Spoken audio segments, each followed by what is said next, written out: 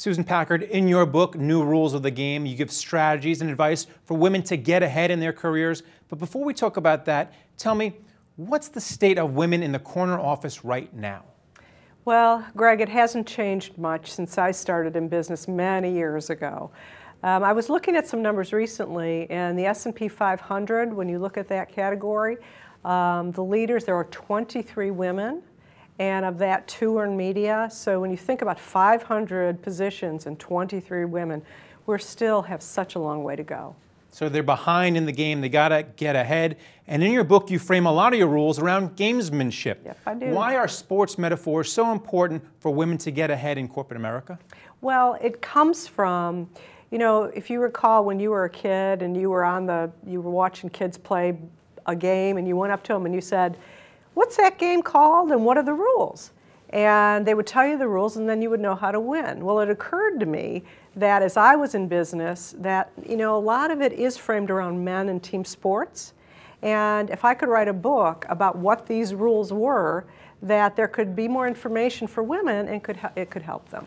And one strategy that you advise in the book is Brinksmanship. Now, why is it smart for a woman or anybody to go to the brink in a negotiation? Well, I was going to say that this is really a chapter for both men and women. And negotiations are, if you can look at them, they are also one big grand game. And often what you're doing with somebody across the table is you're trying to outthink, you're trying to uncover what their needs are. I mean, the ideal is a win-win, but it doesn't always happen that way. So when you're in those situations, you have to have the courage of your convictions, and that's what that chapter is about. Now, it's hard for women to get ahead in corporate America, but it's even harder for women with small children to get ahead. So how do you advise women with kids to navigate that challenge? Well, in my book, I talk about a lot of places that are friendly in terms of work-life balance. And one of the reasons I wrote this book was because as I sat around the table with a bunch of 6 men, we were all the co-founders, we created work-life balance, shared responsibility, a number of values that were matriarchal in terms of our core values.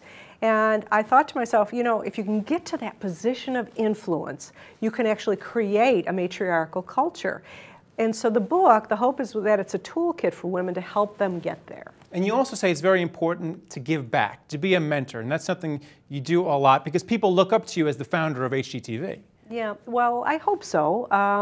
I've been in a lot of roles, in a lot of senior roles, a lot of media roles, but the one I'm proudest of is being on the ground floor of HGTV and then Food Network and Travel and other networks that we own. It was an exciting time to build. I was there 16 years and we built 6 profitable assets with market cap at over $10 billion.